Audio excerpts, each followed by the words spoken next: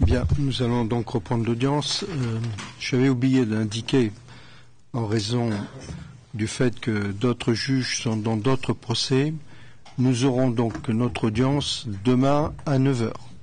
Et puis, mercredi, ce sera l'après-midi. Donc, demain, nous débutons à 9 heures du matin. Nous avions avisé tout le monde de cela. Monsieur Marcussen.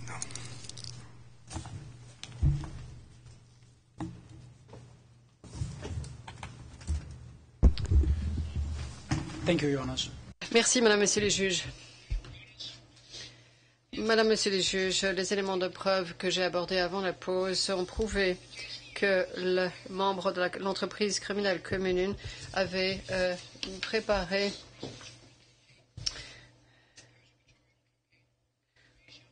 les forces serbes, y compris les hommes de Šešelj, à une campagne de persécution en Croatie à partir du mois d'août 1991.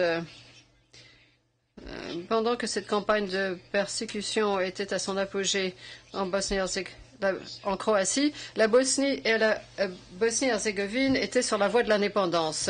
L'accusé a œuvré avec les dirigeants serbes de Bosnie, notamment un membre de l'entreprise criminelle commune Karadzic, à la préparation des militaires serbes, des structures politiques pour empêcher cette indépendance. L'accusé lui-même a envoyé les unités des hommes de Šešelj en Bosnie-Herzégovine et les antennes du SRS ont été établies sur l'ensemble du territoire de Bosnie-Herzégovine. Ceci est exposé aux paragraphes 201 à 207 du mémoire en clôture de l'accusation. Le 15 octobre 1991, l'Assemblée de la République socialiste de Bosnie-Herzégovine, ethniquement mixte, a débattu de la question de savoir s'il fallait déclarer l'indépendance.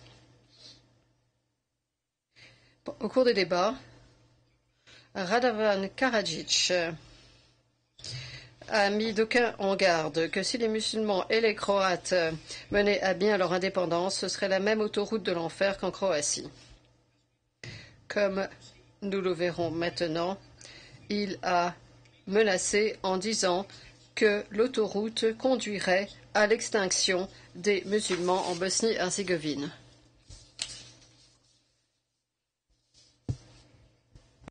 Ovo nije dobro što vi radite. Ovo je put na koji vi hoćete da izvedete Bosnu i Hercegovinu. Ista ona autostrada pakla i stradanja kojom su pošli Slovenija i Hrvatska. Nemojte da mislite da nećete odvesti Bosnu i Hercegovinu u pakao, a muslimanski narod možda u nestanak. Jer muslimanski narod ne može da se odbrani ako bude rat ovdje.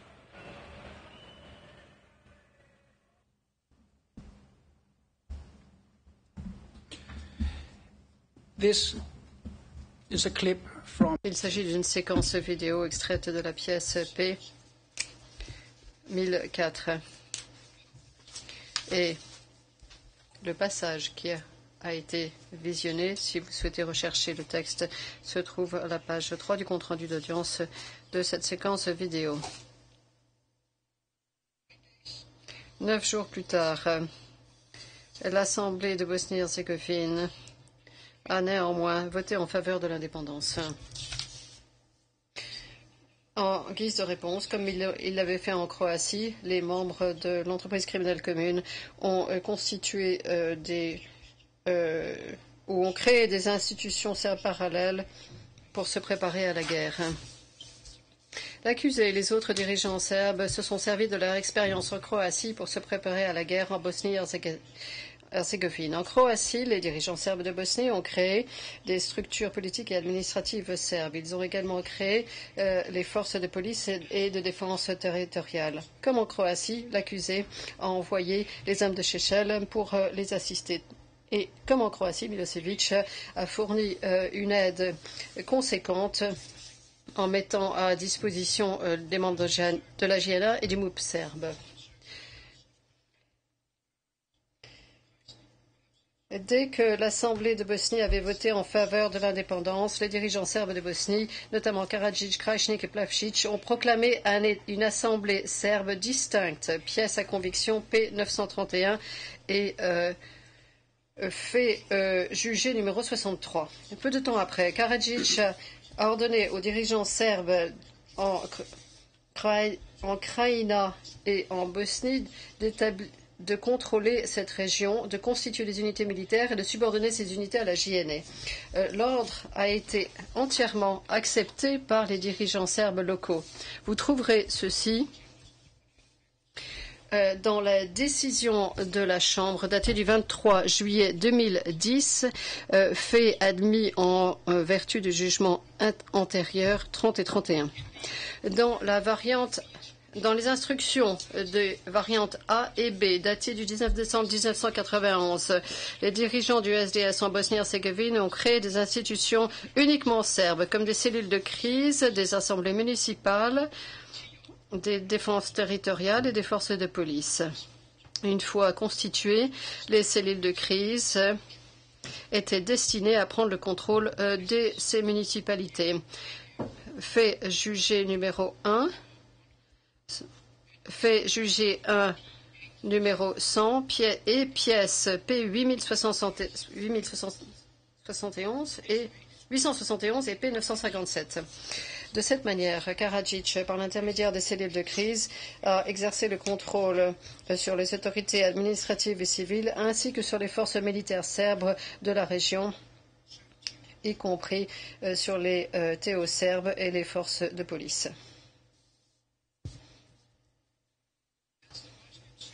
Alors que les dirigeants serbes de Bosnie ont formalisé leur plan aux fins de prendre le contrôle de régions convoitées en Bosnie-Herzégovine, l'accusé a coopéré avec ses partenaires dans l'entreprise criminelle commune. Ensemble, ils ont appuyé les forces serbes de Bosnie et ont mis en œuvre leur objectif commun en Bosnie-Herzégovine, comme ils l'avaient fait en Croatie.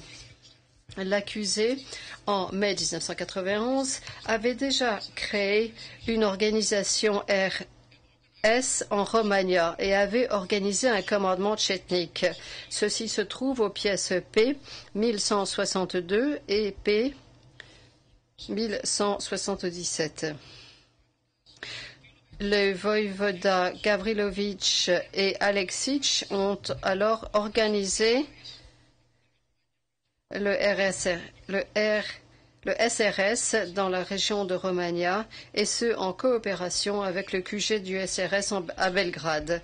L'accusé a également rencontré ses commandants tchétniques en Herzégovine orientale ainsi qu'en Krajina de Bosnie en mai 1991, comme il a déclaré lui-même dans la pièce P163.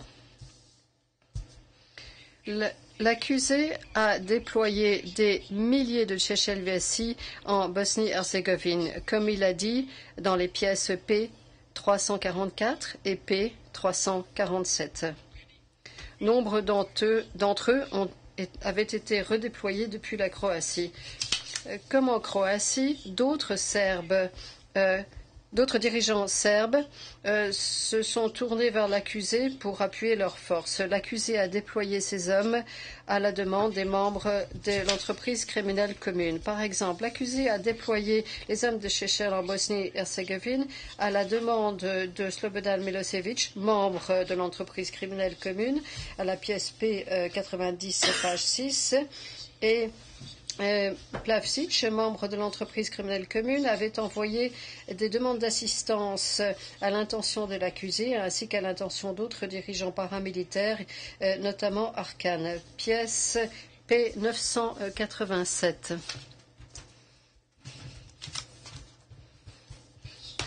Comme il l'avait fait en Croatie, l'accusé a envoyé ses hommes aux endroits où ont été constatés les faits incriminés et dans les municipalités représentatives en Bosnie-Herzégovine à la demande des dirigeants serbes locaux. Par exemple, les autorités serbes à Zvornik avaient envoyé au SRS des demandes pour que viennent en renfort des hommes de Seychelles. En guise de réponse, l'accusé a envoyé le témoin Rankic ainsi que d'autres représentants officiels du RSRS pour aller négocier avec les autorités locales et ensuite a personnellement décidé de déployer les hommes de Seychelles pour aller combattre et être intégrés à la défense territoriale de Zvornik.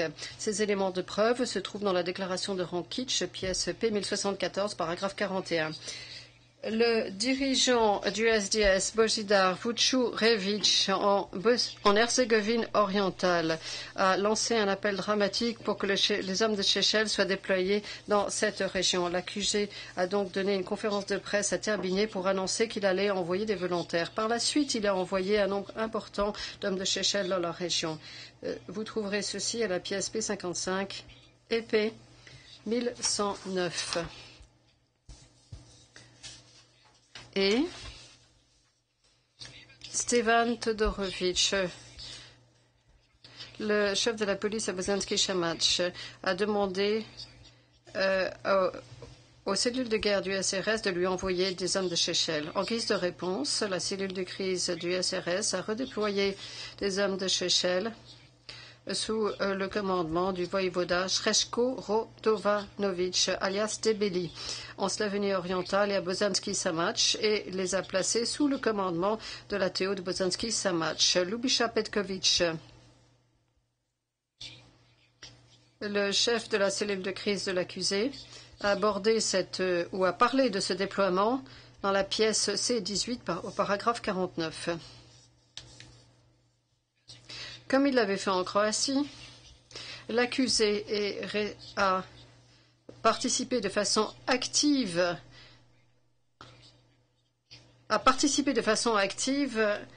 à tout ceci, ainsi qu'avec ses hommes. Lui et les membres les cellules de crise ont coopéré avec les autres membres de l'entreprise criminelle commune pour s'assurer que les hommes de Seychelles étaient armés, entraînés et équipés. À la date, au mois de février 1992, l'accusé et les hommes de Seychelles étaient prêts à faire la guerre en Bosnie-Herzégovine. Après avoir affirmé que le peuple serbe ne permettrait jamais à la Bosnie-Herzégovine de devenir indépendante ou de devenir un État souverain, il a annoncé, je cite, « Nous sommes prêts à faire la guerre et notre parti radical serbe et le mouvement tchétnique serbe agira dans toutes ces régions de Bosnie-Herzégovine. » Pièce P 1192, pages 1 et 2. Comme il l'avait fait en Croatie, Milosevic et les dirigeants de la JNA ont également appuyé ou donné leur soutien aux dirigeants serbes de Bosnie. Ils ont redéployé des forces très importantes et du matériel qui a été transporté de Croatie en Bosnie-Herzégovine. L'expert Tenance a expliqué ceci à la page du compte-rendu d'audience 4024 à 4026 aux pages du compte-rendu d'audience. Par exemple, la JNA a redéployé une brigade de blindés dans le secteur de Zvornik, qui a par la suite participé à l'attaque de Zvornik. Également, le 5 décembre 1991, Milosevic et Kadijevic se sont mis d'accord pour réorganiser la JNA, de sorte que, lorsque la JNA serait contrainte de quitter la Bosnie-Herzégovine, elle pouvait laisser derrière elle des troupes et du matériel, et ce, sous l'autorité de Karadzic. Ce plan a été mis en œuvre au mois de mai 1992, lorsque la VRS a été créée. Confère pièce P 198, page 10, et fait juger,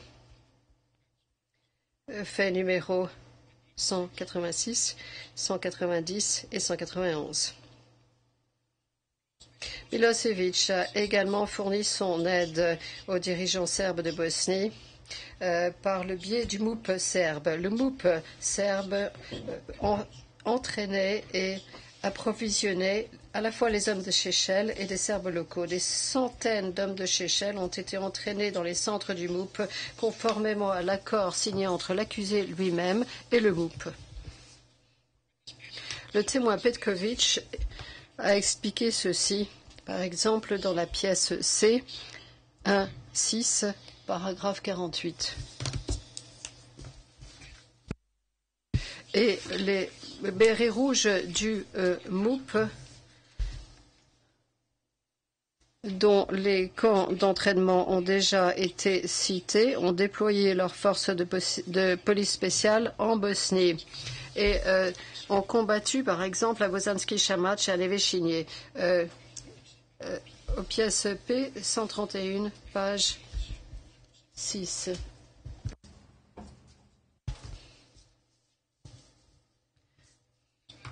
Comme mes collègues l'aborderont, la JNA, le MOUP serbe et le SDS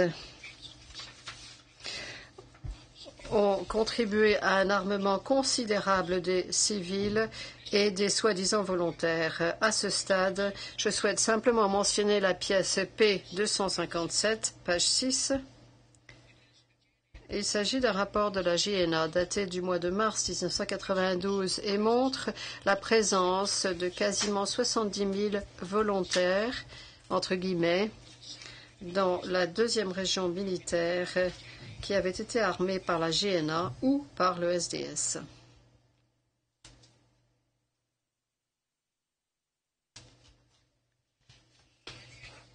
À la fin du mois de mars 1992, les membres de l'entreprise criminelle commune étaient prêts à faire la guerre. Krajnik a dit à l'Assemblée serbe de Bosnie-Herzégovine, et je cite, « Ce serait bien si nous pouvions commencer à mettre en œuvre ce qui a fait l'objet d'un accord entre nous, à savoir la division ethnique sur le terrain. » Confère pièce P951, page 12.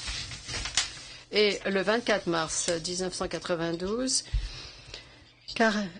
Krajnik a dit à l'Assemblée serbe qu'au moment adéquat, toutes les municipalités serbes, que ce soit les anciennes ou les municipalités nouvellement créées, prendraient littéralement le contrôle de l'ensemble du territoire des dites municipalités. Confère pièce P952, page 22. Peu de temps après, les forces serbes ont commencé à découper les territoires revendiqués par les Serbes en Bosnie-Herzégovine. Les forces serbes étaient composées de la JNA et plus tard de la VRS, de TO serbe local et d'unités de police, d'unités MOUP du Serbe, des hommes d'Arkan, des hommes de Chechel, qui ont mené une campagne de persécution massive contre la population civile non serbe en Bosnie-Herzégovine. Comme il l'avait fait en Croatie, les résultats de cette campagne de persécution ont été considérables. Les conséquences ont été considérables. Madame et Messieurs les juges, vous avez maintenant à l'écran la pièce P669. C'est une carte qui vous montre la composition démographique de la Bosnie-Herzégovine juste avant la guerre, en 1991. Vous avez en rouge clair des zones où il y avait majoritairement une population serbe.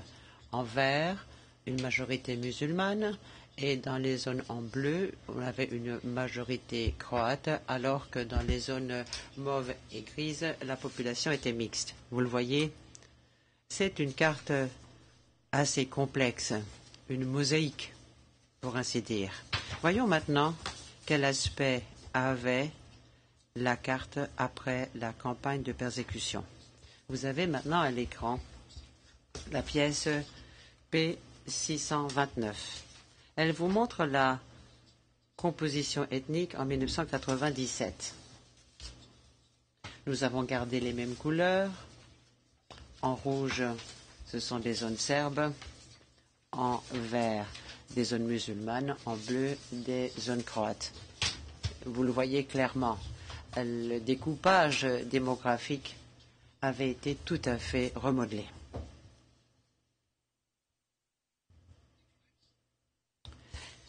Les crimes commis à Zvornik, dans la région de Sarajevo, à Mostar et à Nevesinje, dont on a apporté la preuve en ce procès, ont été prouvés au-delà de tout doute raisonnable comme étant une partie de cette campagne. En conclusion, Madame et Messieurs les juges, les éléments de preuve démontrent que l'accusé a coopéré étroitement avec d'autres membres de l'entreprise criminelle commune pour réaliser leur projet commun, celui d'un État serbe. Ils ont établi des institutions uniquement serbes. Ils ont établi des forces de police et des forces militaires. Lorsque la Croatie et plus tard la Bosnie-Herzégovine ont déclaré leur indépendance, ils ont déployé ces forces dans des zones qu'ils revendiquaient comme étant des terres serbes. À tout du moins, à partir d'août 1991, ces forces ont mené une campagne de persécution massive contre la population non serbe dans les zones convoitées. Les crimes commis à Vukovar, Zvornik, dans la région de Sarajevo, à Mostar et Nevesinje faisaient partie de cette campagne de persécution. Les crimes ont été commis par les hommes de Šešelj, les Šešeljevci et d'autres forces serbes commandées ou contrôlées par d'autres membres de l'entreprise criminelle commune. L'accusé lui-même a décrit les résultats de cette campagne et les résultats de sa coopération avec Slobodan Milošević. Voici ce qu'il disait. Le résultat de notre coopération, de nos efforts conjoints, a été la création de la Republika Srpska et de la République de Krajina serbe. Sans notre soutien et sans le soutien du Parti socialiste de Serbie, je ne pense pas que les Serbes de la Republika Srpska et les Serbes de la République de Krajina serbe auraient réussi à obtenir leur propre pays, ce qui était le but de leur lutte. Ceci est dit à la page 2 de la pièce P 1249. Madame et Messieurs les juges, les éléments de preuve prouvent au-delà de tout doute raisonnable qu'il existait un objectif commun dont l'accusé faisait partie, objectif qui était de commettre les crimes retenus dans l'acte d'accusation.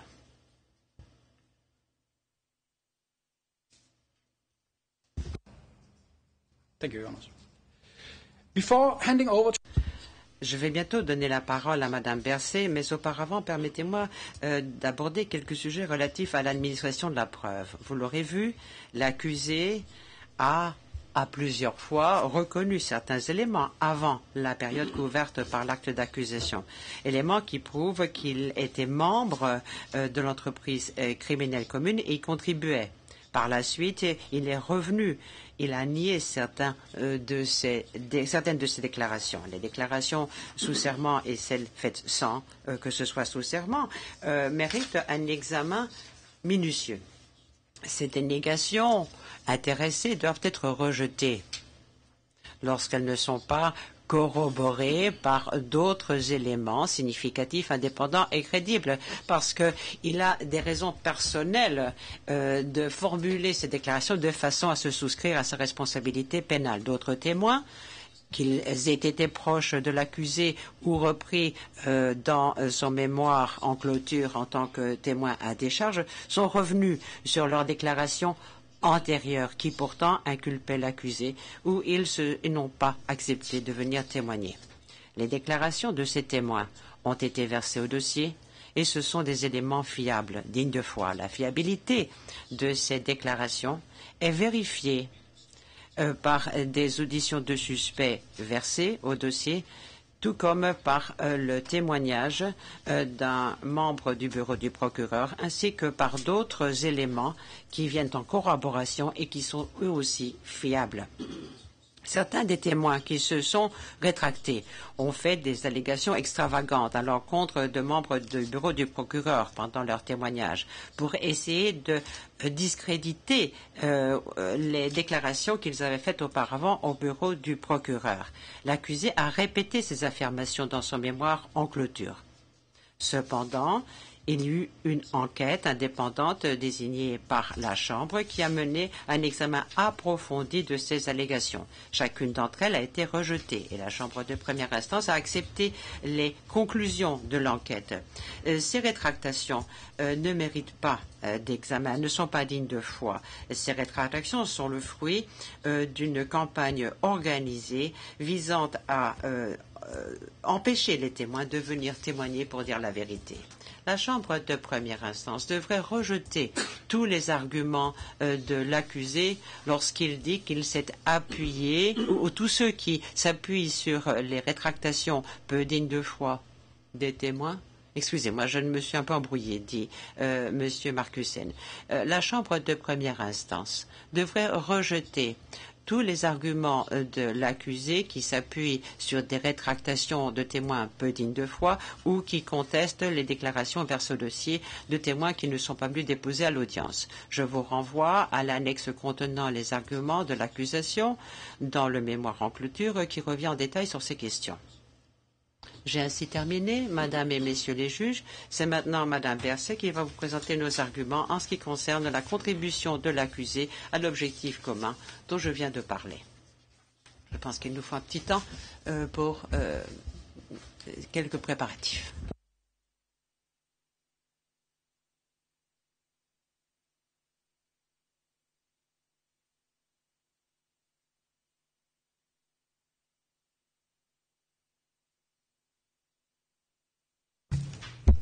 Bien, bonjour Madame Berset. Vous avez donc la parole.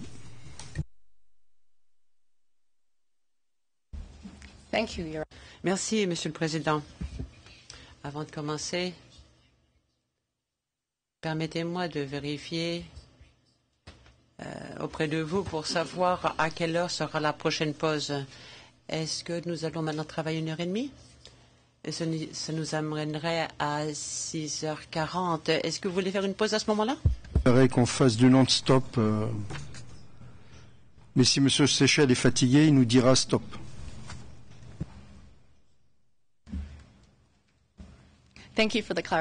Merci de cette précision.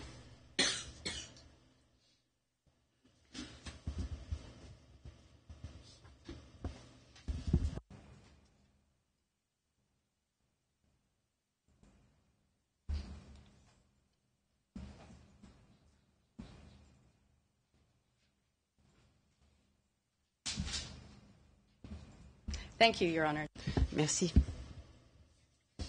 Madame et Messieurs les juges, l'accusé a empoisonné et matraqué les non-serbes comme les Serbes par une campagne de haine dans toute la Yougoslavie. Et il l'a fait en qualité de député de l'Assemblée nationale de la République de Serbie. Il l'a fait en qualité de chef du Parti radical serbe, le parti qui était le deuxième parti le plus populaire de Serbie. En tant que chef quasi militaire qu'on connaissait dans toute l'ex-Yougoslavie, de par son titre militaire tchétnique, celui de voïvoda. Et il l'a fait en qualité de star charismatique des médias, qui se faisait le chantre de la création par la force d'une grande Serbie. Le pouvoir, l'autorité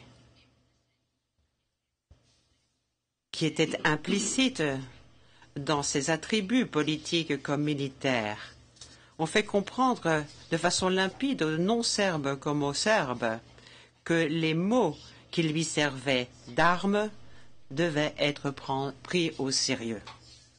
Les Serbes, comme les non-Serbes, ont vu de leurs yeux que l'accusé pouvait rendre réelles ces menaces de violence et l'a d'ailleurs fait. Il l'a fait par le biais de ses sympathisants et par le biais de ses hommes, les Chechelevti. Dans son mémoire et pendant toute la durée du procès, l'accusé a essayé de vous convaincre que pendant la période couverte par l'acte d'accusation, il n'était qu'un simple homme politique de l'opposition et que c'était lui maintenant qui se voyait poursuivi tout simplement en raison de son idéologie politique. Mais en fait, comme en droit, le fait qu'il ait été un homme politique ne le dédouane pas de sa responsabilité pour avoir commis, aidé et encouragé et pour avoir incité à la commission des crimes visés à l'acte d'accusation. Nous en discutons de façon détaillée dans notre mémoire en clôture au paragraphe 96 à 107 au paragraphe 247 à 274, au paragraphe 566 à 609.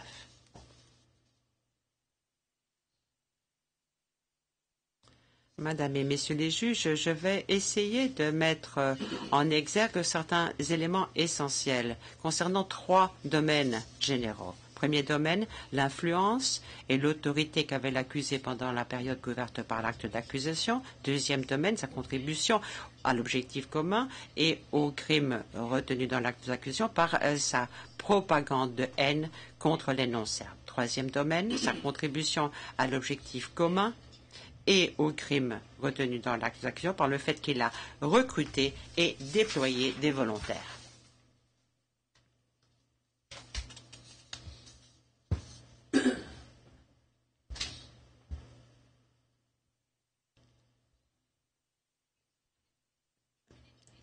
Il a contribué de façon significative à la mise en œuvre d'un objectif commun et il a aussi une contribution significative à la commission de ces crimes de deux façons, par la campagne de haine et par son campagne de recrutement, de déploiement et d'encouragement à l'acte de ses volontaires. La contribution à ces crimes montre aussi l'intention qu'il avait de les commettre.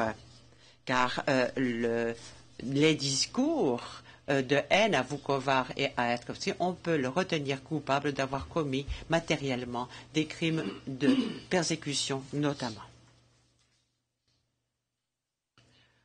Pendant toute la période couverte par l'acte d'accusation, cet accusé avait une influence, une autorité politique quasi militaire énorme. Il a exploité cette influence, cette autorité, tout d'abord pour exacerber les tensions interethniques et attaquer violemment les non-serbes pour les chasser des zones convoitées. Et aussi pour recruter, déployer et encourager ceux qui étaient prêts à réaliser son objectif de la création d'une grande Serbie par la force et dans l'illégalité. Il s'est emparé de la désintégration de la Yougoslavie pour semer la peur et pour inciter à la commission de crimes discriminatoires. C'est la raison pour laquelle les membres de l'entreprise criminelle commune ont demandé et encourager ces contributions. Nous avons des éléments fiables qui prouvent, au-delà de tout doute raisonnable en l'espèce, que l'accusé avait entièrement l'intention de commettre cette campagne de persécution en Bosnie, en Croatie et à Erkovci, en Serbie. Est-ce que l'accusé était un homme politique pendant la période couverte par l'acte d'accusation? Tout à fait. Et un homme qui rencontrait beaucoup de succès. Au cours du conflit en Croatie et en Bosnie, l'accusé, qui était chef du SRS et qui était un député de l'Assemblée nationale, c'était le visage charismatique d'une politique ultranationaliste qui promouvait une grande Serbie homogène, qui avait à l'ouest une frontière, on vous l'a dit, qui longeait cette fameuse ou infâme ligne KOKV, Karlovac, Gogulin, Karlovac, Virovitica. Nous avons la pièce P156, la pièce 157 et la pièce P158, ainsi que les tableaux 5, 6 et 8 contenus dans ces pièces. Il s'agit là des résultats des élections de mai et de décembre 1992. Ces pièces nous disent que le SRS était le deuxième parti en termes de popularité après le SPS.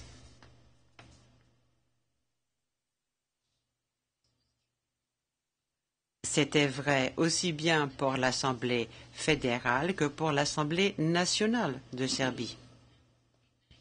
En 1993, l'accusé a admis que pendant la période couverte par l'acte d'accusation, l'opinion publique avait la sensation, l'impression que l'accusé, tout comme le SRS, détenait une influence politique considérable, en partie en raison de sa coopération avec Milošević et le SPS.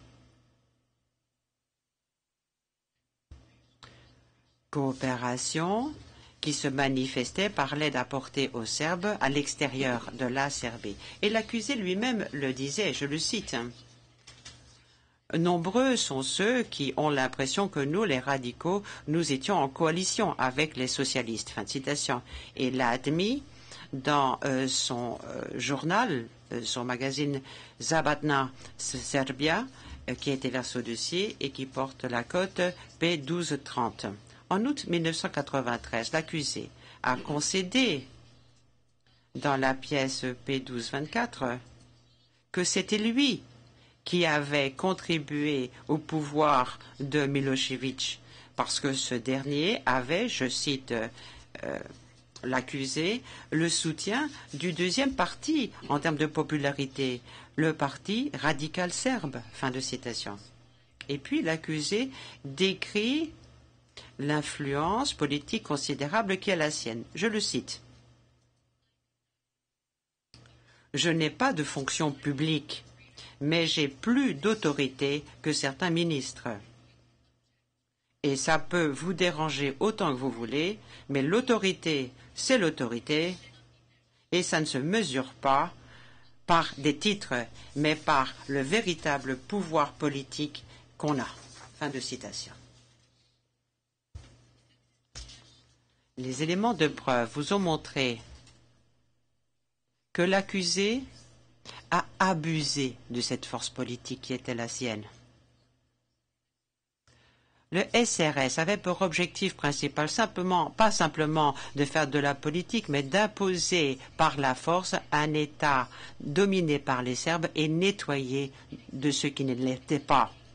Nous avons la pièce 1183, on a une participation à une émission télévisée de l'accusé alors que la guerre est à son apogée en Croatie en novembre 1991. Et il fait une distinction entre le SRS et les autres partis politiques, dans la mesure où son parti a contribué à la guerre.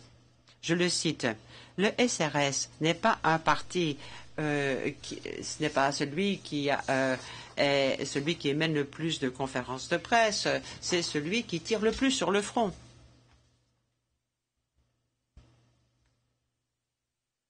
Fin de citation. Cet accusé n'était pas qu'un simple homme politique. C'était un homme politique qui détenait le titre suprême dans la tradition tchétnique. Et c'était un voïvoda, ce que reconnaissaient beaucoup, dont des volontaires. Il était à la tête du mouvement tchétnique serbe et il est un mouvement qui a été greffé au SRS, parti reconnu, et qui était son bras militaire, son prolongement militaire. On l'a vu en tenue militaire et il était souvent escorté d'hommes armés en uniforme. L'accusé a entretenu cette personnalité qu'il présentait comme belligérant, militariste, cette identité de meneur, même avant de devenir député et avant de créer le SRS. Il évoquait à dessein l'idéologie puissante et les symboles du mouvement tchétnique. Et c'est ainsi qu'il est devenu son représentant le plus notoire et le plus influent. Il décrit notamment l'impact, l'effet qu'a un des symboles tchétniques, son drapeau sur les non-serbes. Voici ce qu'il dit, je le cite. Tout d'abord, le drapeau noir, c'est le symbole principal du mouvement tchétnique. C'est un symbole très efficace. Vous savez, quand ces unités tchétniques arborant le drapeau noir arrivait quelque part où il y avait des oustachis, ceux-ci prenaient leurs jambes à leur cou.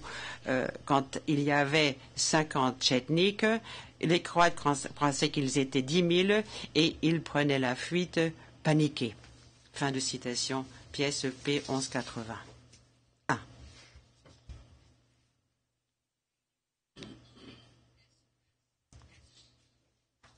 Cette conjugaison du SRS avec le SCP pour faire une force militaire s'était terminée au moment où l'accusé a commandé ses hommes et les a envoyés pour qu'ils contribuent avec les forces serbes à la réalisation de l'objectif criminel commun. L'accusé lui-même, dans la pièce P 217, qu'il signe en 1993, le dit, je le cite, c'était le seul voïvoda tchétnik serbe participant directement au mouvement de libération actuel du peuple serbe et dans la tradition des tchétniks serbes. Je confère ainsi le titre de voïvoda tchétnik serbe aux commandants tchétniks les plus influents pour les remercier de leur service extraordinaire pendant la guerre, pour leur courage et leur aptitude manifeste au combat. Fin de citation. Là, il parle des titres qu'il a accordés à ses voïvodas. Cette cérémonie d'attribution de titres de voïvoda à ses combattants s'est déroulée en 1993. Y participaient bon nombre de Tchétchélévtsi en uniforme et en armes. Mais cette cérémonie a aussi connu la une des journaux, ça a été publié. Nous avons ici la pièce P255 que j'aimerais montrer au juge. Le premier jour du référendum, le Vojislav Šešelj, le voïvoda tchétnik serbe président du SRS, est arrivé aujourd'hui en Republika Srpska. Dès qu'il a franchi la Drina, il est allé rendre visite à nos défenseurs sur la première ligne de défense. Puis il est allé à Knežina, un village et monastère en Romania serbe libre, et on a prêté le serment des nouveaux tchétniks serbes. Ordre numéro 124. En tant que seul voïvoda tchétnik participant directement. Je n'entends rien. Ceci est un document fort précieux du point de vue historique.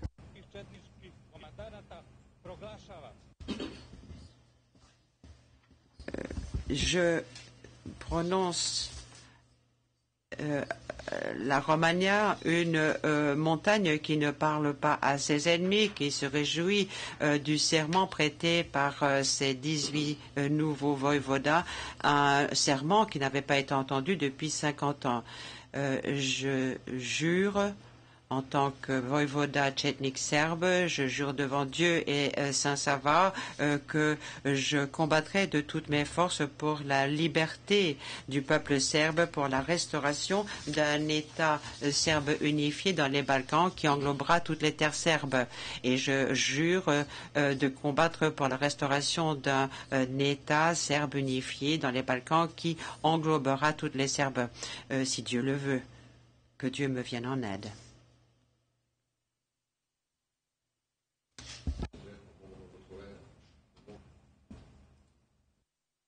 Bonne chance et que Dieu vous protège, que Dieu vous accorde une longue vie. Le journaliste dit ce qui suit. On peut leur faire confiance, les choses se passeront comme ils l'ont dit. Le grade de tchétnik, de voïvoda tchétnik a été décerné à ces héros serbes de nombreux secteurs serbes. Zdravko Abramović, Branislav Vakić, Srećko Radovanović, Slavko Crnić, Nedeljko Vidaković, Slavko Aleksić, Mitar Maksimović alias Manda, Miroslav Vuković alias Čele, Milika Dačević alias Čeko, Tomislav Nikolić, Milan Lančuzanin alias Kameni, Zoran Dražinović alias Čiča, Jovo Ostojić, Ljubiša Petković, Todor Lazić, Mirko Blagojević, Dragan Cvetković et Branislav Gavrilović alias Brne.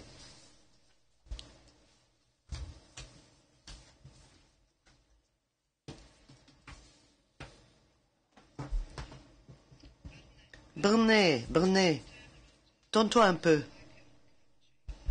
que je puisse te prendre en photo.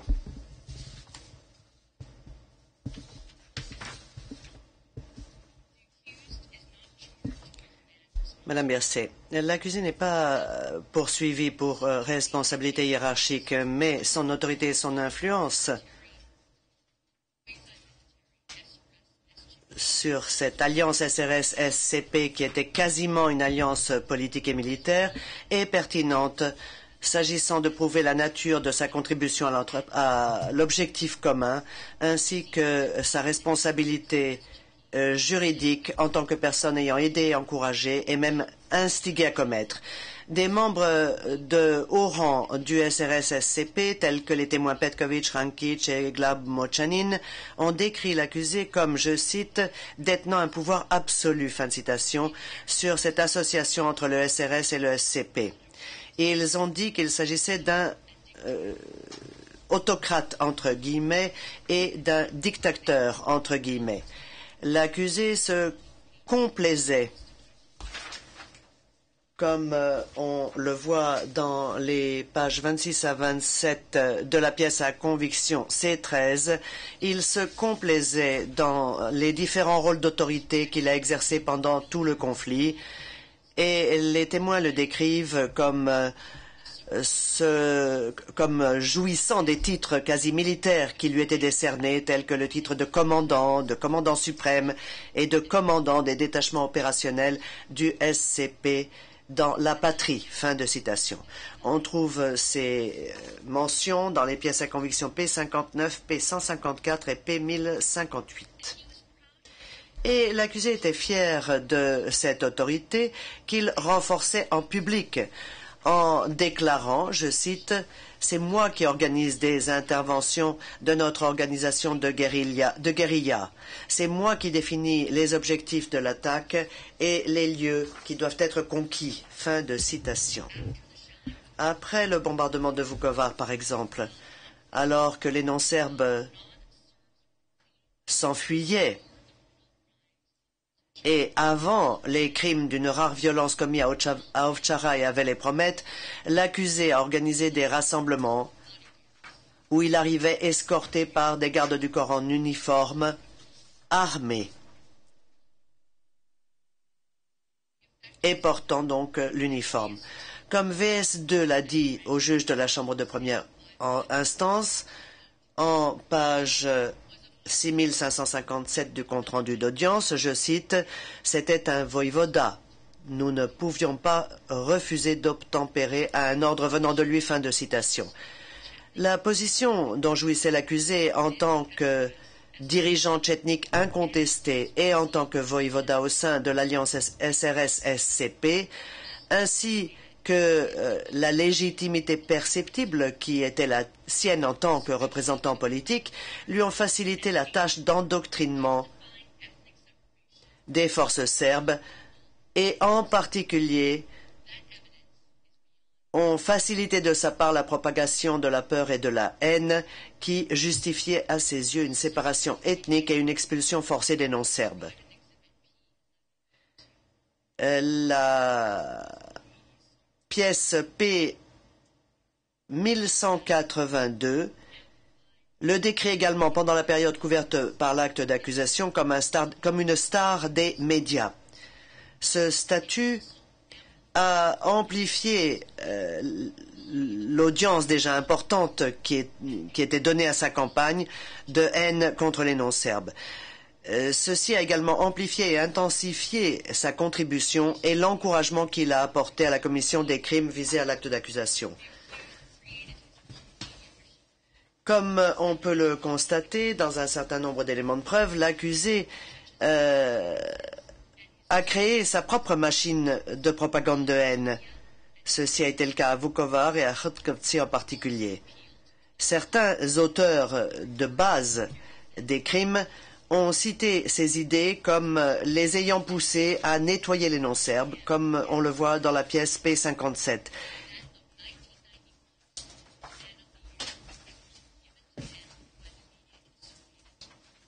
Il a créé les publications Velika Srbija et Zapadna Srbija. Il a également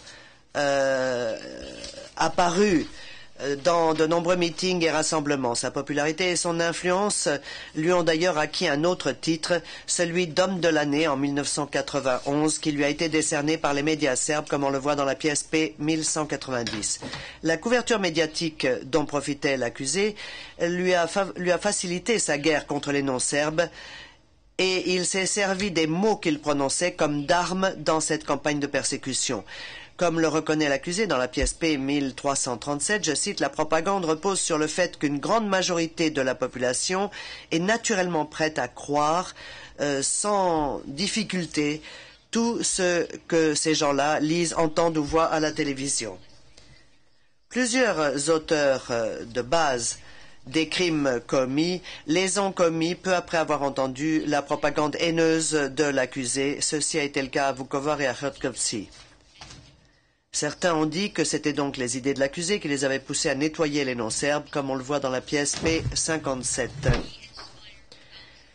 Il a inspiré des milliers d'hommes pour qu'ils rejoignent les rangs des hommes de Šešelj, ce qui montre que sa propagande haineuse a eu un effet démontrable sur la campagne de persécution au fil de son évolution sur le terrain. La réunion de l'influence politique exercée par l'accusé, de son autorité quasi-militaire, de la couverture médiatique dont il faisait l'objet et de la campagne haineuse qu'il a développée contre les non-serbes a créé un mélange mortel et criminel qui avait pour but de favoriser l'accomplissement de l'objectif commun. Le témoin Oberschall définit la propagande comme, je cite, une technique de persuasion qui en appelle aux émotions. Fin de citation. Il explique, ce témoin, que les menaces ainsi que d'autres moyens de propagande fonctionnent dans le but de créer une exigence d'action, entre guillemets. Et la répétition est un élément clé pour la réussite de la propagande. La propagande haineuse, répétée inlassablement, diffuse la haine dans l'assistance, certains recourant même à la violence pour supprimer une menace perçue comme telle, c'est-à-dire, selon les termes utilisés par l'accusé, supprimer les non-serbes. Avant et pendant la période couverte par l'acte d'accusation, l'accusé n'a eu de cesse de promouvoir la Grande Serbie. Il n'a eu de cesse de qualifier les Croates d'Ustashi. Il n'a eu de cesse de se servir de mots humiliants pour qualifier les musulmans de Bosnie. Il n'a eu de cesse pour évoquer le génocide et les menaces de génocide contre les Serbes. Et il n'a eu de cesse à appeler à la vengeance. Tous ces éléments ensemble créent une contribution importante à l'objectif commun. Ces éléments ensemble ont créé un environnement coercitif et ont conditionné les esprits des non-serbes comme des sympathisants. Ces éléments de propagande incitatrice que je vais maintenant mettre en exergue ont porté leurs fruits de mort dès le début des crimes visés à l'acte d'accusation.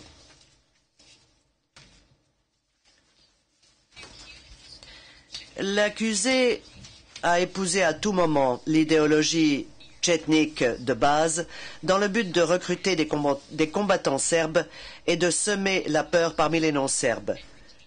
Encore et encore, il prenait la force dans le but de conquérir et de conserver ce qu'il considérait comme des terres serbes à l'extérieur de la Serbie. Encore et encore, il proclamait que les Serbes, les Croates et les musulmans ne pouvaient tout simplement plus vivre ensemble, comme on le voit dans les pièces à conviction P 1298 et P 1211. Encore et encore, il dénigrait les non-serbes dans le but de promouvoir le mépris et la haine à leur égard. Et il mettait en garde en affirmant que les non-serbes constituaient une menace physique, démographique, culturelle et même économique pour les Serbes, comme on le voit à la lecture des pièces P 1295 et P 1280. Encore et encore et encore, l'accusé et son appareil politique quasi militaire, l'alliance SRS-SCP, évoquait les victimes du passé et le génocide vécu par les Serbes dans le passé, dans le but de prôner et de justifier une vengeance et une violence criminelle contre les non-serbes. Autrement dit, de justifier des crimes qui seraient nécessaires à la réalisation de l'objectif commun. Dans la pièce P35, par exemple, il profère des menaces. Je cite, « Tous ceux qui n'ont pas la conscience tranquille doivent avoir peur de nous, peur des Serbes. Ils ont des raisons d'avoir peur de nous. Nous, les Serbes, nous avons trop oublié et pardonné au cours de l'histoire. Nous avons dit aux Croates que si par hasard ils recouraient à nouveau au génocide contre le peuple serbe, non seulement nous nous vengerions pour chaque victime, mais nous réglerions également les comptes des victimes qui remontent aux Première et Deuxième Guerres mondiales. » Fin de citation. Des déclarations publiques de cette nature avaient pour but d'encourager les Serbes à commettre des crimes contre les non-serbes, en les absolvant de toute responsabilité par rapport à ces crimes.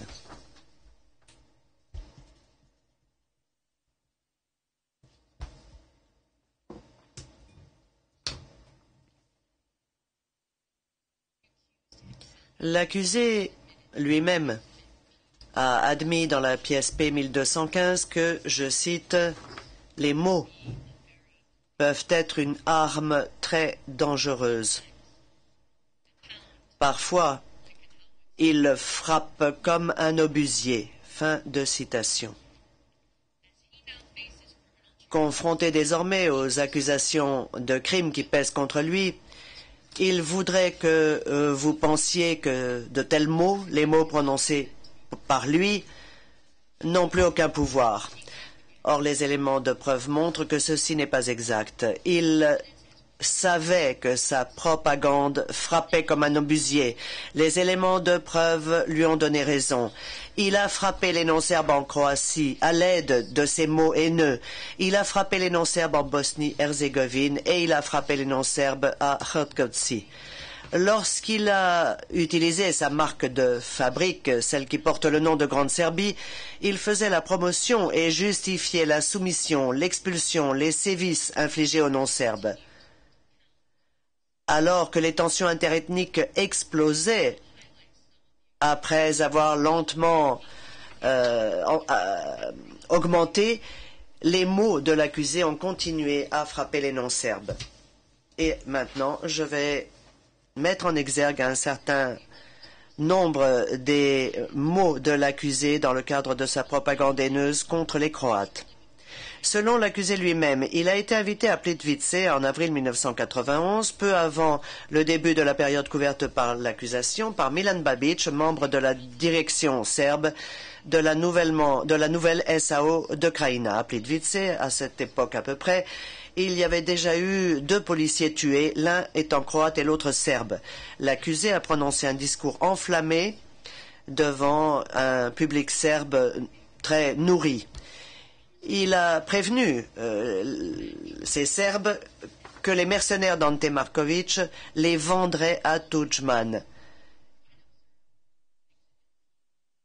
et leur a promis de, je cite, venger le sang serbe. Les juges de la Chambre peuvent maintenant voir la pièce P339 dont je demande la diffusion. C'est une vidéo. Dans une telle atmosphère, le voïvoda Šešelj, dont la présence avait été annoncée au début du meeting, a pris la parole.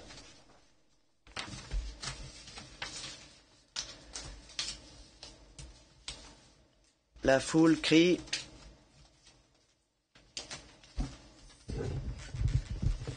« Voja, voja, la Serbie, la Serbie, la Serbie, la Serbie ». Vojislav Šešelj. Le peuple serbe vit ici.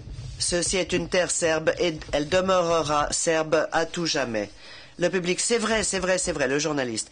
Après avoir qualifié d'historique la décision de création de la région autonome serbe de Krajina, Šešelj a déclaré frères et sœurs serbes, Vous êtes au front. Vous défendez la cause serbe. L'État...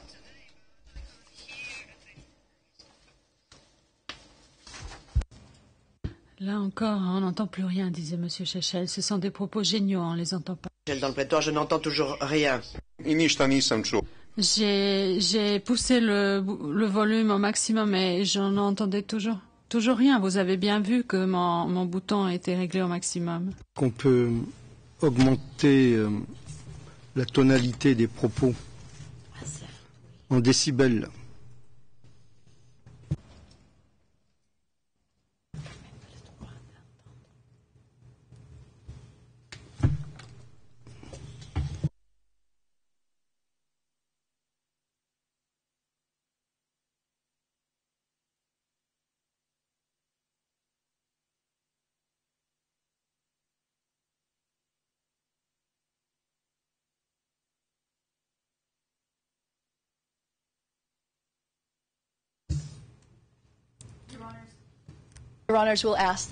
Madame Biassé, Monsieur le Président, nous allons demander l'intervention d'un technicien, mais entre-temps, je vais donner lecture de la transcription de la vidéo et vous pourrez voir les images et entendre le son lorsque le problème technique sera résolu et que le son sera au niveau nécessaire.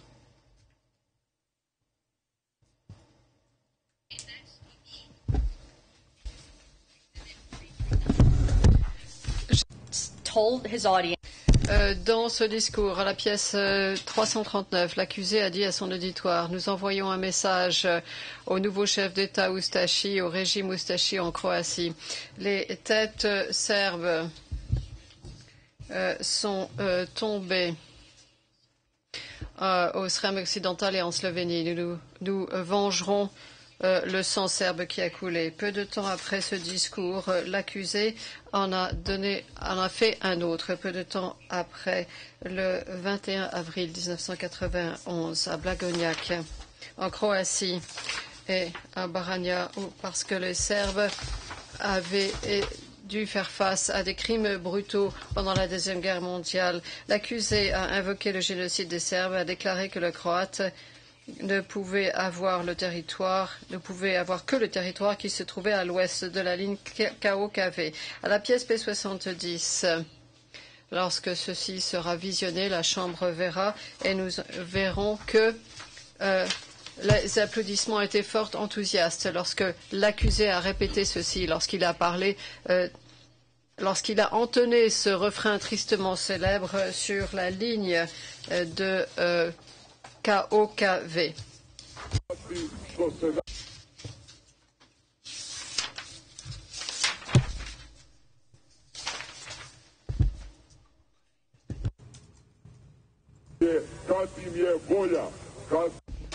Croate, en ce qui nous concerne, vous pouvez quitter la Yougoslavie si vous le souhaitez. Lorsqu'ils le souhaitent, ils peuvent partir. Nous les laissons partir ouvertement de façon à ce qu'ils ne puissent pas prendre un seul pouce de territoire serbe, pas un morceau de terrain où les villages serbes ont été détruits, les églises serbes, où se trouvent les fosses communes serbes, les camps serbes, Jasenovac serbe. Si nous autorisons cela, nous serons indignes de nos ancêtres glorieux et nous devrions avoir honte devant nos descendants. Les Croates peuvent créer leur nouvel État, mais seulement à l'ouest de la ligne Karlobac-Ogulin, Karlovac-Mitrovica. Tout doit se trouver à l'est de tout ce qui se trouve à l'est de cette ligne est serbe.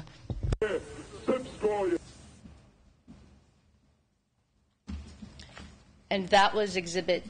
Il s'agissait de la pièce 70. Nous allons une nouvelle fois essayer d'entendre la pièce P339. U ovakvoj atmosferi započeo je svoj govor već na početku mitinga najavljeni Vojvoda Šešelj. Dans un tel climat, le voïvode Šešelj a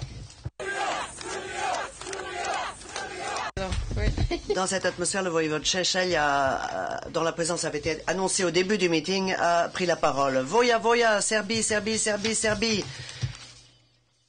Ici, le peuple serbe habite cette terre est serbe et elle demeurera serbe à tout jamais. C'est vrai, c'est vrai, c'est vrai. Après avoir qualifié d'historique la décision de création de la région autonome serbe de Krajina, Šešelj a déclaré « Frères et sœurs serbes, vous vous trouvez ici sur les lignes de front qui défendent la cause serbe. Les frontières de l'État serbe. Vous êtes dans la situation la plus difficile et vous êtes la fierté de tous les Serbes. » Le journaliste, il leur avait promis qu'ils ne seraient pas laissés à eux-mêmes et que tous les Serbes de Croatie n'avaient qu'un seul parti, le Parti démocratique serbe. Vojislav Šešelj. Vous avez des dirigeants sages ici qui sont sous la direction de l'héroïque Milan Babic, le journaliste. Ceux qui divisent le peuple serbe, il les a qualifiés de traîtres. Vojislav Šešelj. Seuls les mercenaires d'Ante Markovic et ceux des services de renseignement étrangers croient aujourd'hui qu'ils ont des problèmes plus importants que vous défendre, vous protéger. Ils vous offrent en cadeau à Tudjman. Ils sont prêts à vous vendre. Vous n'êtes pas à vendre. Vous ne devez pas être trahis. Le journaliste. Plutôt que de les calmer, Šešelj leur a adressé un message à toute cette foule rassemblée à la fin. Vojislav Šešelj, nous adressons un message à tous les nouveaux chefs Ustashi de l'État et du régime Ustashi en Croatie. Les têtes serbes ont roulé, abattues par la main Ustashi dans la Krajina serbe. Une tête serbe a roulé dans le Srem occidental et en Slavonie. Également, nous vengerons le sang serbe. In the same month, dans le même mois où il a donné ses discours, il a déployé ses Šešelj à Borosello. Après ce déploiement et ses discours, les hommes de Šešelj ont participé à la pose d'embuscade et ont tué des policiers croates à Borosello le 2 mai 1991. L'accusé était acharné lors d'une célébration orthodoxe auquel a assisté Karadzic. 4 jours plus tard, à la date du 6 mai 1991, l'accusé a prévenu la foule serbe d'un génocide contre le peuple serbe. Il a parlé du fait de venger ses crimes et des tchétniks qui se battaient sur l'ensemble du territoire croate. Ceci se trouve à la pièce P 3553. Je demande à ce que ceci soit entendu maintenant.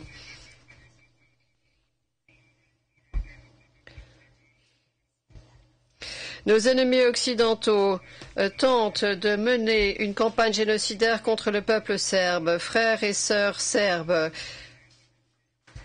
il est de notre devoir de faire cesser cela. Nous envoyons ce message à tous nos ennemis. Non seulement nous allons venger les victimes actuelles, mais nous allons venger les victimes précédentes également.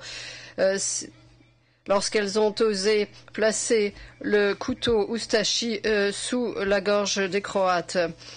La Bosnie et la courageuse Herzégovine serbe en particulier ne doit pas être divisée. Nous avons un parti politique, le Parti démocratique serbe. Vous avez des dirigeants qui ont prouvé leur qualité dans le cadre de leurs actions sur les lignes de front, qui ont défendu l'honneur de la serbité. Nous avons montré aux Ustashi que nous sommes qui étaient supérieurs en termes d'effectifs, que l'héroïsme serbe vit toujours, que les unités de tchétniks serbes seront actifs dans d'autres régions de Serbie occidentale, de la Krajina serbe, de la Slavonie serbe, de la Baranja et du Srem occidental. Nous ne lâcherons pas un seul pouce de territoire serbe. Laissez les Slovènes quitter la Yougoslavie, ils n'ont jamais été nos frères ou nos amis. Laissez les Croates partir également, laissez les Croates faire sécession, mais nous n'allons pas leur donner un seul pouce du territoire qui se trouve à l'est de la ligne Karlobag, Orlugin, Karlovac et Virovitica.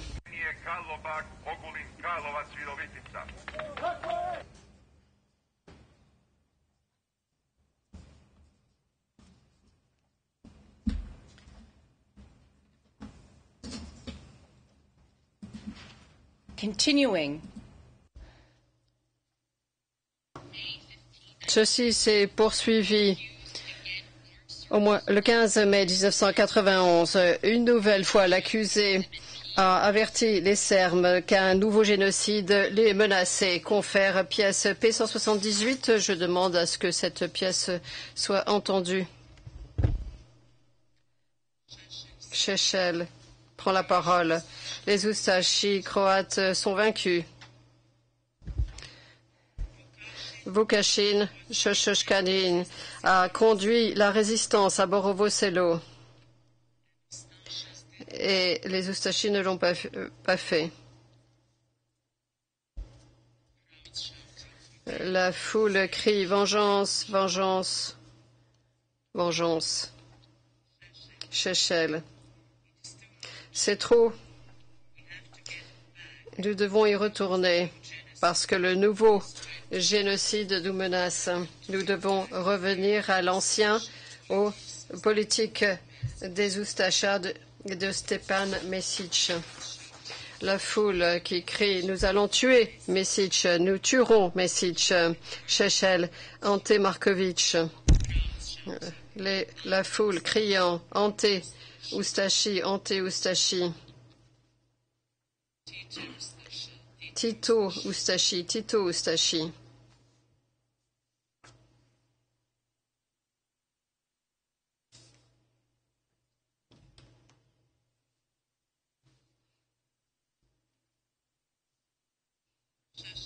Šešelj, c'est trop.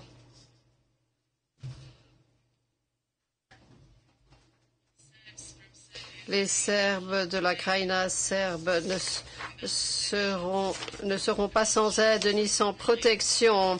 La foule qui crie « Tout à fait, des centaines de milliers à tout moment ».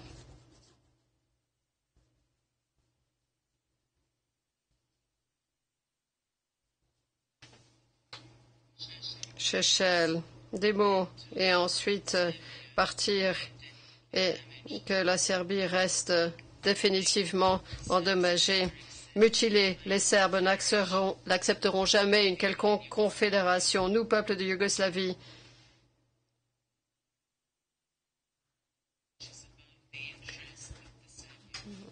qui est avant tout dans l'intérêt, au-delà de l'intérêt du peuple serbe. Madame Berset, dans cette foule, comme les juges de la Chambre ont pu le constater, il y avait des hommes qui portaient l'uniforme des gardes, qui arboraient des insignes tchétniques, qui portaient un uniforme militaire et des insignes tchétniques. Après avoir incité cette foule, ces appels à la vengeance se sont intensifiés.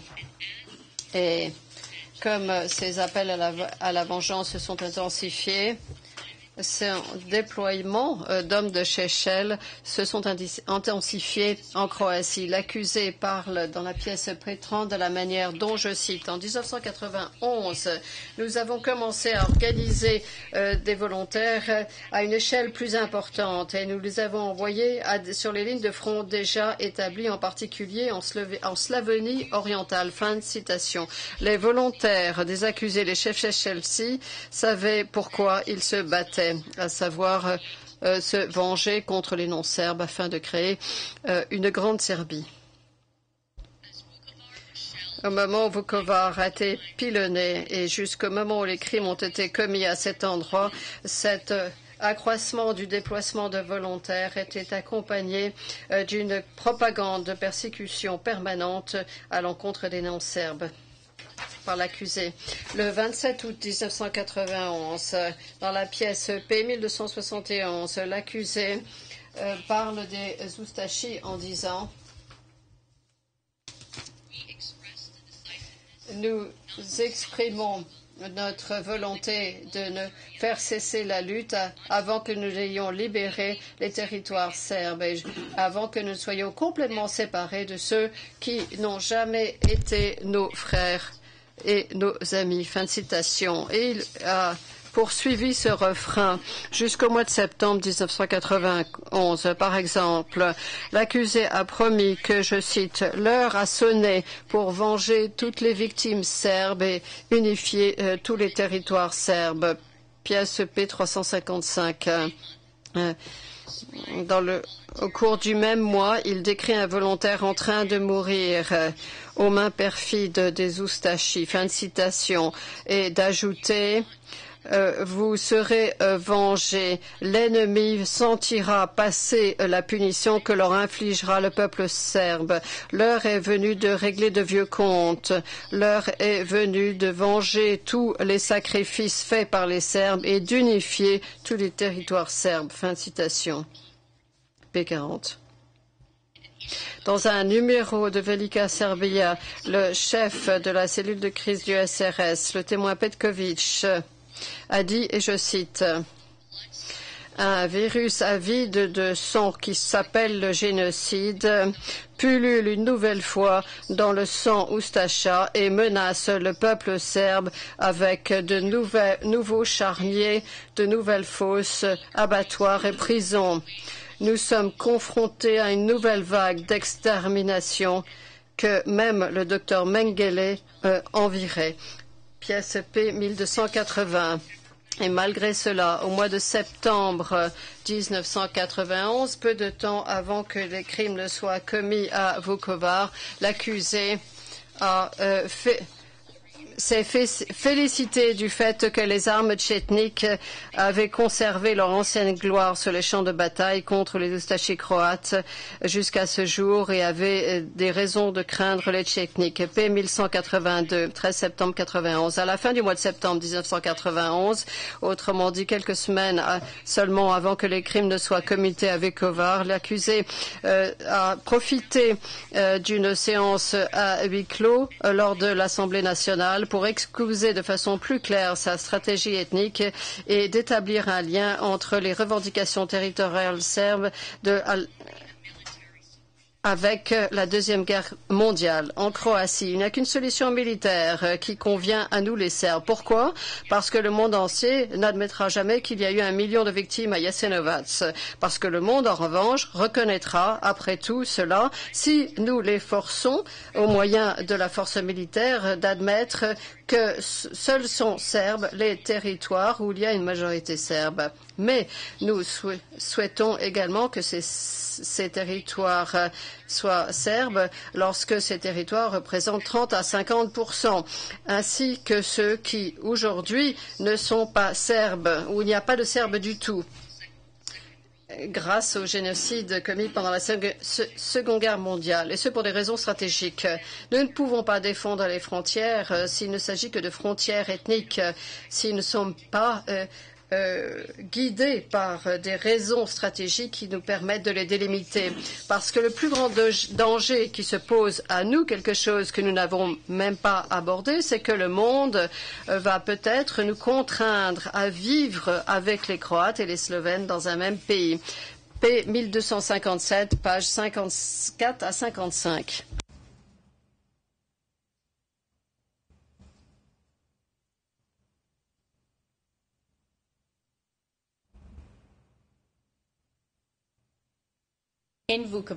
À Vukovar, l'accusé, tout comme ces hommes, était bien connu, notoire. Le déploiement des Chechelevtsi, après tous ces discours faits par l'accusé, furent si importants et tellement reliés à l'accusé que on appelait ces unités Chechelevtsi, même s'il s'agissait même dans des communications, des transmissions officielles de la GENA, comme le montre la pièce P41.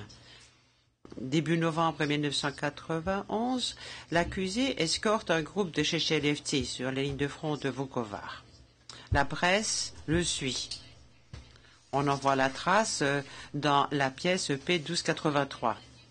Et la presse insiste sur le fait que l'accusé était un député national de l'Assemblée de Serbie, qui mettait en garde contre les hordes oustachis qui avaient déclenché un nouveau génocide contre les Serbes dans ces contrées. Fin de citation. Il s'adresse aux volontaires et aux membres de la TO à Vukovar et il leur promet ceci, je le cite, « Bientôt, nous allons dépêcher de nouveaux volontaires. Il faut que Vukovar tombe vite. Et avec la chute de Vukovar, c'est ainsi que seront finis les oustachis dans ces contrées. » Fin de citation. Sa visite a eu un effet immédiat sur les forces croates. Je cite. Dès l'arrivée de Vojislav Šešelj à la radio des forces oustachis, on pouvait entendre cet avertissement. Attention, le fils de pute Šešelj Tchetnik vient d'arriver. Fin de citation.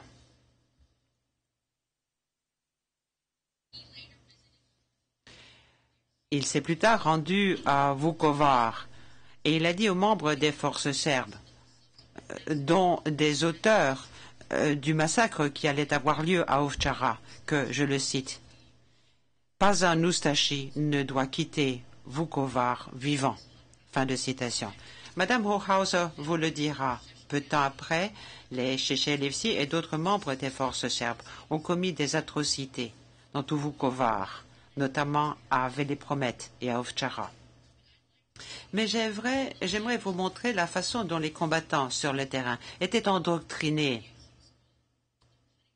par l'objectif qu'avait l'accusé de s'enfoncer dans la Croatie de façon à permettre aux Serbes de s'emparer de terre jusqu'à cette ligne KOKV. Pour ce faire, je vais demander la diffusion de la pièce P57. Et dans toute cette horreur, il y a cette incongruité surréaliste de la fête des miliciens serbes extrémistes et les femmes miliciennes extrémistes prennent des poses triomphalistes pour une photo de fin de bataille avant de rentrer pour fêter le matin à la musique et dans les rires à l'aide de l'alcool.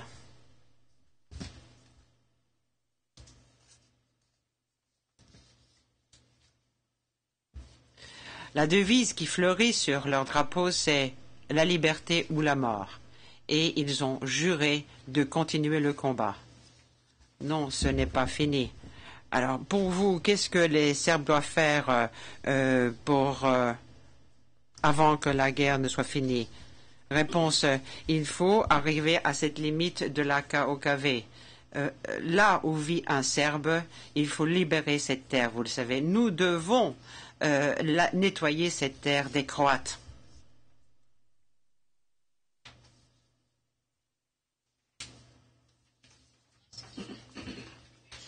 Il faut nettoyer cette terre de ces Croates, dit Madame Berset.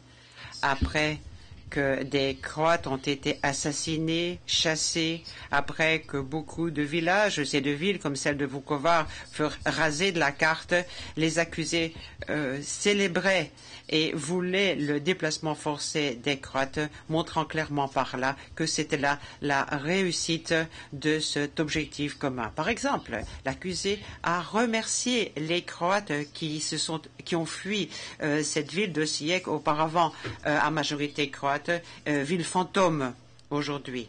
Comme le dit la pièce P1283, un interview est devenue la pièce P1186. Et dans cette interview, il montre que là aussi où les Serbes sont minoritaires, on va nettoyer ces zones de ces Croates.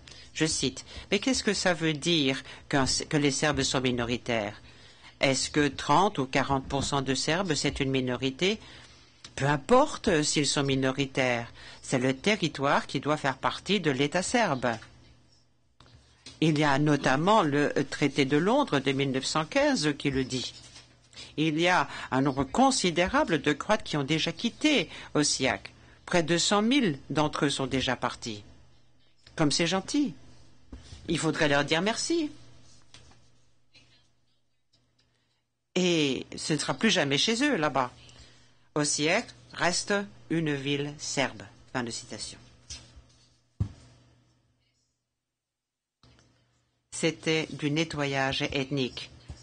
Mais dans la terminologie de l'accusé, il a aseptisé le nettoyage ethnique et s'est contenté de le qualifier d'échange de population. Tournure de phrase qu'il réutilise plus tard pour justifier les crimes qu'il commet à Hertkovci.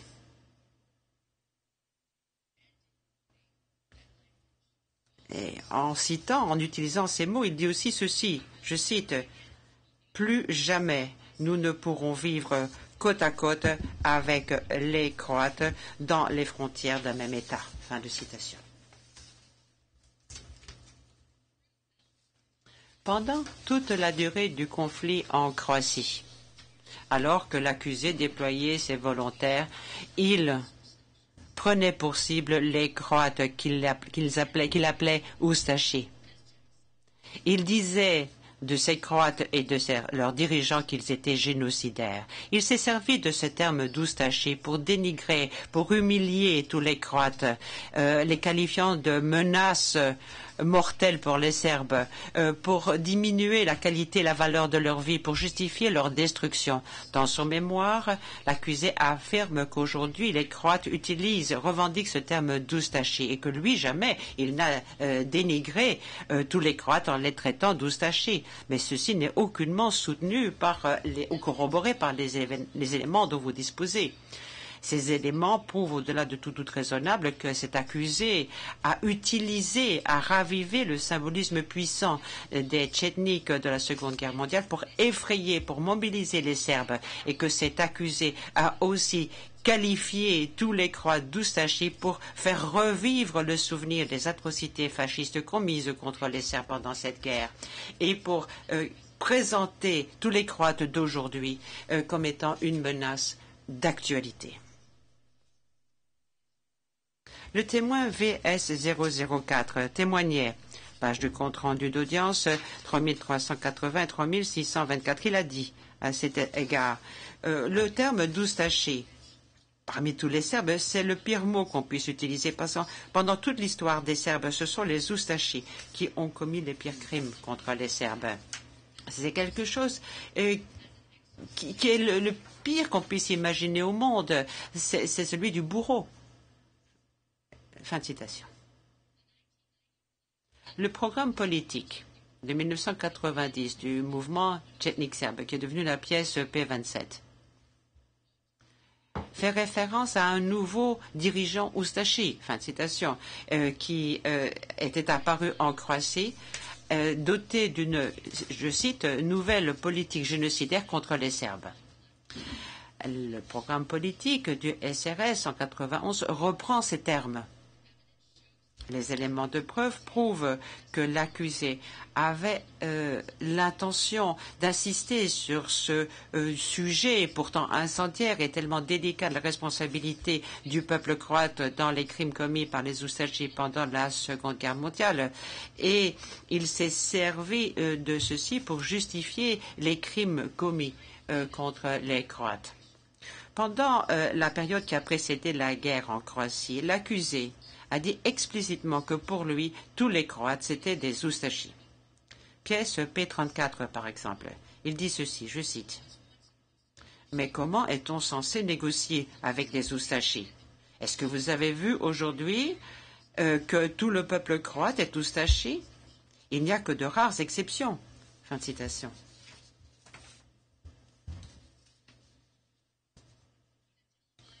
Au cours d'une interview à la télévision, qui est devenue la pièce P32, il le dit clairement et simplement. Il a dit, je cite, « Il faut que tous les Croates soient punis. » Les Croates doivent être punis, ce que j'interprète.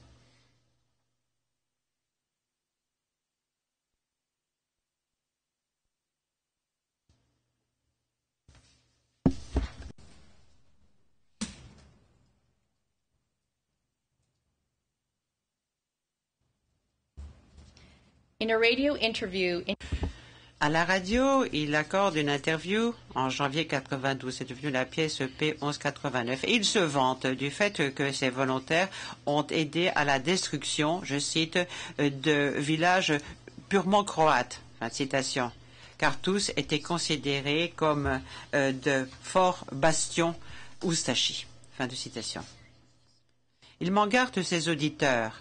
Il leur dit que, je cite, « Les Croates existent en tant que peuple qui se nourrit ou qui est né de la haine anti-serbe. » Fin de citation.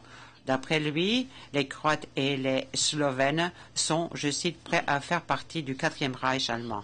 Fin de citation. Sans faire la différence entre des civils et des combattants, les Oustachi des Croates, il dit à ses auditeurs, je cite, « Les Croates meurent en masse. » Fin de citation. Plusieurs mois plus tard, il commet matériellement un acte de persécution contre les Croates à Erkovci. villages qu'il transforme de villages qui avaient une majorité croate en villages à majorité serbe. Tout du long, son intention, depuis les crimes commis en Croatie jusqu'à ceux commis à Artovci, son intention était de dénigrer les Croates, d'inciter à commettre des crimes contre eux, à l'expulsion forcée de ces Croates, à leur destruction.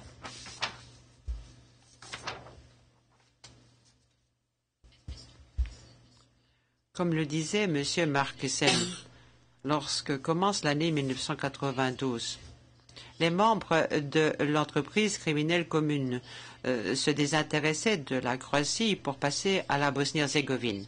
L'accusé a commencé sa propre campagne de persécution en ces lieux bien avant le début du conflit déclaré. Son matraquage incessant, haineux de la division a contribué à préparer le terrain pour que se déclenche la violence discriminatoire contre les non-serbes. De plus en plus souvent, l'accusé a menacé qu'il y ait un bain de sang en Bosnie-Herzégovine. Il ne cessait de parler de sang, encore et encore, pour prévoir, pour anticiper les conséquences d'indépendance qui pouvaient se déclarer en Bosnie-Herzégovine. Dès le mois de novembre 1991, c'est à ce moment-là que Karadzic fait son discours parlant de l'autoroute pour l'enfer. L'accusé, lui, dans la pièce 1186, dans une interview accordée à la radio, il annonce ceci, je cite, « Il va y avoir des rivières de sang », fin de citation, si la Bosnie-Herzégovine se déclare indépendante. Donc, si des musulmans de Bosnie refusent de faire partie de cette Yougoslavie tronquée, l'accusé profère des menaces.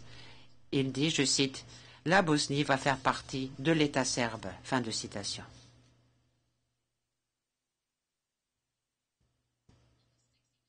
Le 16 janvier 1992, pièce 1190, l'accusé accorde une autre interview à la radio. Il dit à ses auditeurs que, je cite, « La Bosnie-Herzégovine ne sait plus où aller ». Ça veut dire que les musulmans, vraiment, ils ne savent plus à quoi s'accrocher. Fin de citation. Et même s'ils restaient dans un État avec des Serbes, s'ils recevaient un statut d'autonomie, l'accusé a calculé qu'il n'aurait droit qu'à juste 18% de la Bosnie-Herzégovine, alors qu'il représente le groupe ethnique le plus nombreux. Il glorifie les Serbes à la radio, disant que ce sont des soldats nés qui apprennent dès le berceau l'art de l'armée et que les non-Serbes devraient les craindre. Le 20 février 1992, l'accusé se sert d'une conférence de presse télévisée du SRS, qui est devenue pièce 1192 et la pièce P395, pour répéter l'ultimatum qu'il adressait aux musulmans de Bosnie, à savoir que s'ils veulent être indépendants, il va y avoir des rivières de sang qui vont couler en ces terres. L'accusé avait, pour cette conférence de presse, Mirko Blagojevic, président des conseils régionaux du SRS et du SCP pour la Bosnie-Herzégovine du Nord-Est, qui a été nommé plus tard par l'accusé voïvoda. Moins de 2 mois plus tard, Blagojevic participait à la prise de Bijeljina et aux crimes qui y furent commis. Alors que la guerre se rapprochait, il y a eu un crescendo dans la propagande de persécution de l'accusé.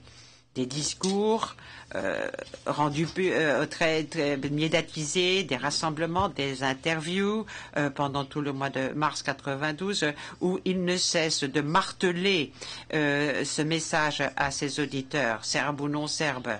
3 grands thèmes. D'abord, les Serbes ont le droit de dominer, sinon tous, la plupart des territoires de Bosnie-Herzégovine, par exemple, pièce 1293, où il le dit à quelques 6 ou 7 000 personnes amassées ce jour-là, le 1er mars.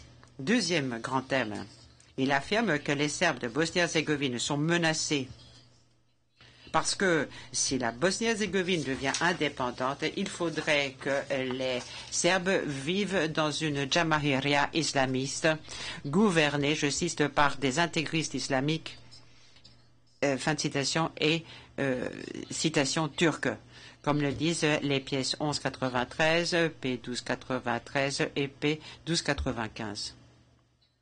Troisième grand thème, l'accusé a dit clairement que le contrôle serbe de la Bosnie-Herzégovine nécessiterait une guerre civile et un bain de sang considérable. Par exemple, la pièce P1324 décrit une conférence de presse qui s'est tenue le 5 mars, à l'occasion de laquelle l'accusé a menacé, a intimidé des musulmans de Bosnie et a dit aux forces serbes ce qui allait se passer, ce qui devrait se passer, ce que j'interprète, si la Bosnie déclarait son indépendance. Il a promis, je cite, un bain de sang.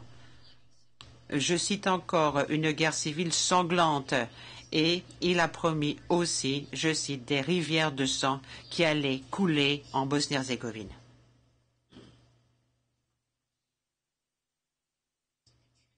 Afin de contribuer à cette guerre sanglante publiquement, il a dit à l'alliance SRS-SCP dans toute la Yougoslavie tronquée qu'il fallait être en état d'alerte maximum pour tous les volontaires afin qu'ils soient prêts à intervenir à tout moment en Bosnie-Herzégovine. Fin de citation. Page 1 de cette pièce. Dans la même veine, pièce 1293 du 6 mars, le jour même où la Bosnie-Herzégovine déclarait son indépendance, l'accusé s'est servi de ce terme haineux en disant ceci.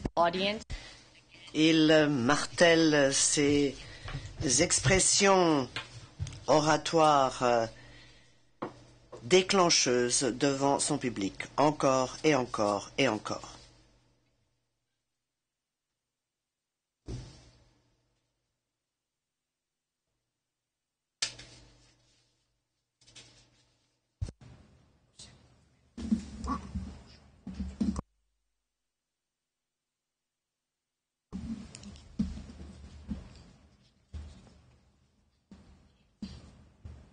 If I understood the trial chamber. Si j'ai bien compris ce qui a été dit par vous, Monsieur le Président, nous poursuivons jusqu'à 19 heures, c'est bien cela? Merci. Le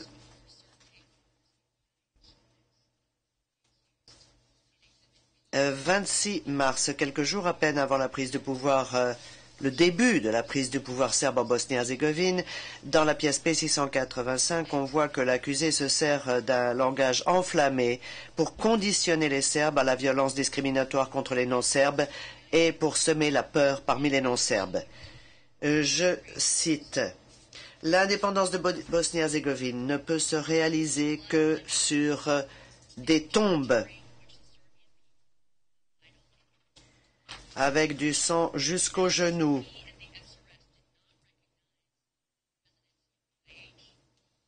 Du sang qui coulera sur le territoire dans lequel les Serbes ont des intérêts vitaux. Fin de citation. Il annonce que lui-même et le SRS n'ont pas reconnu la présidence de la Bosnie-Herzégovine, mais ont accueilli favorablement la création d'autorités serbes distinctes, ce qui constitue un acte important dans la préparation de la mise en œuvre de l'objectif criminel commun. Il menace, je cite, « Les Serbes n'autoriseront jamais la Jamaheria islamique à s'étendre à leur peuple ». Fin de citation.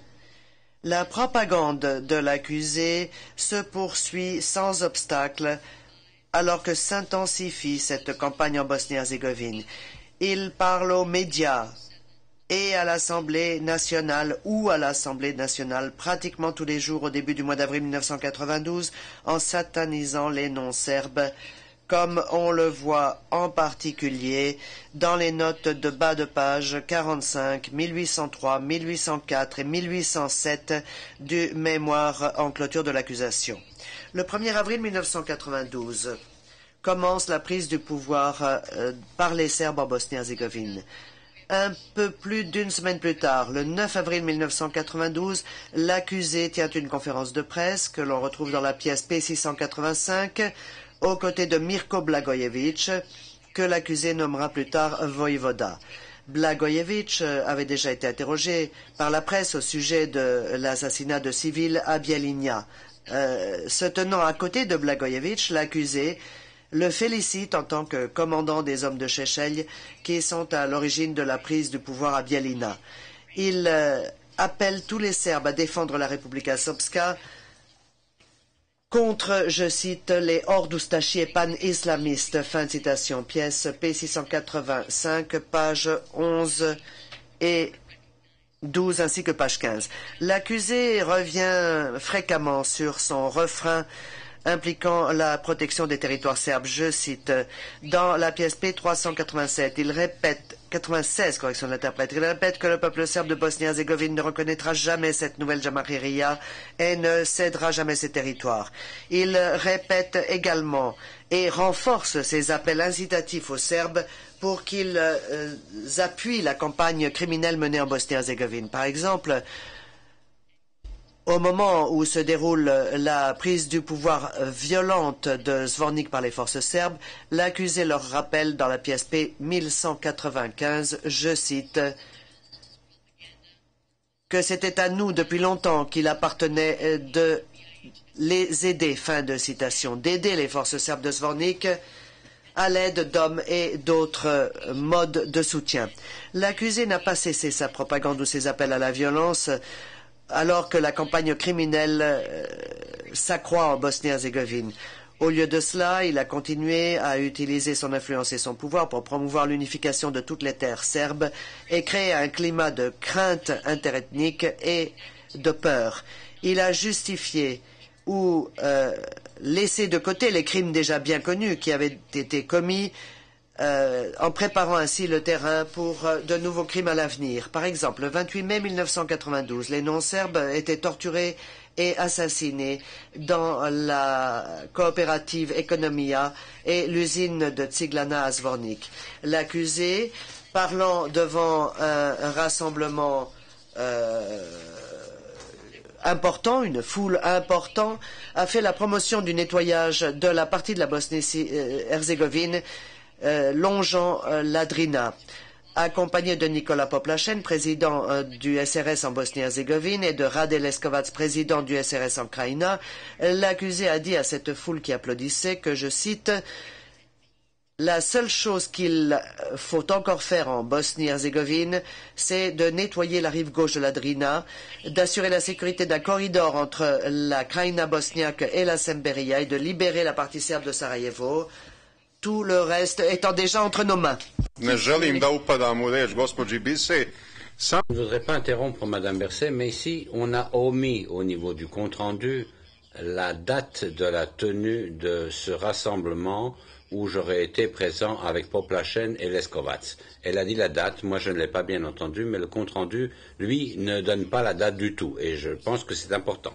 Pouvez-vous indiquer la date de cette réunion avec Nikola Poplašen? Madame Berset,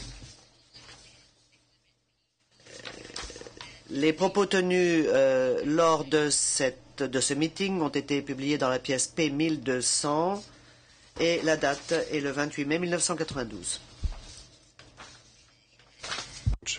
Madame, Monsieur le juge, c'est impossible. Il y a un décalage de 2 ou 3 ans. C'est absolument impossible. C'est la raison pour laquelle la date a été omise au départ. Bien, Madame Berset, vous pourriez vérifier cela? I'd be happy to do that. J'aurai grand plaisir à le faire, Monsieur le Président.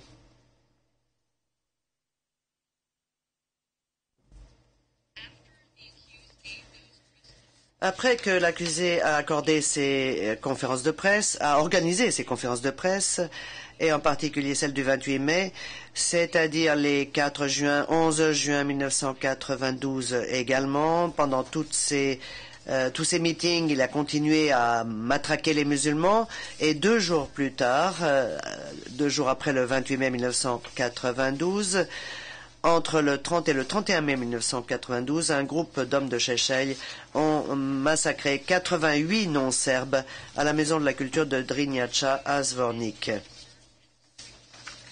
Le 4 juin, l'accusé s'est plaint du fait que les Serbes avaient déjà souffert sous la férule turque pendant plus de 500 ans et qu'ils n'autoriseraient jamais et qu'ils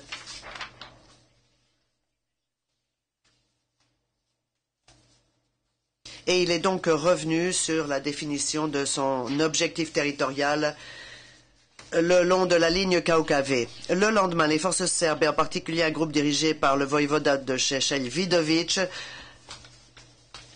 ont assassiné 22 hommes et femmes non serbes à Ljechevo, à Iljaš. Le 11 juin 1992, donc quelques jours à peine après que 740 non-serbes ont été massacrés dans l'abattoir de Gero et à Karakai, alors que les non-serbes étaient torturés et assassinés dans la maison de la culture de Čelopek à Zvornik, l'accusé, encore une fois, a proféré des affirmations enflammées selon lesquelles les musulmans de Bosnie s'efforçaient de renvoyer les Serbes 500 ans en arrière dans l'esclavage vécu sous les Turcs. Fin de citation. Les prédictions de l'accusé quant aux rivières de sang, entre guillemets, qui couleraient en Bosnie-Herzégovine ont été précédées par des crimes d'une violence extrême commis dans cette région. Les forces serbes ont donc réalisé l'objectif qui était le sien, qui consistait à transformer certaines parties de la Bosnie-Herzégovine en une partie de la Grande Serbie. Bien entendu, les mots de l'accusé n'ont pas tous été matérialisés. Il a aussi matraqué la Croatie et la Bosnie-Herzégovine à l'aide d'autres armes. C'est volontaire qu'il a mobilisé dans toutes les régions où les crimes ont été commis. Donné que Mme Berset a terminé pour aujourd'hui, je voudrais que Mme Berset nous donne la date de ce rassemblement où j'aurais été présent en compagnie de Poplachen et Leskovac. Je crois qu'on a dû retrouver la date jusqu'à présent. Si vous n'avez pas retrouvé, vous nous le direz demain matin à 9 h. De toute façon, je vais moi-même regarder le document P1200 pour vérifier la teneur de vos propos. Nous nous retrouvons donc demain à 9 h. Je vous souhaite à tous une bonne fin de soirée.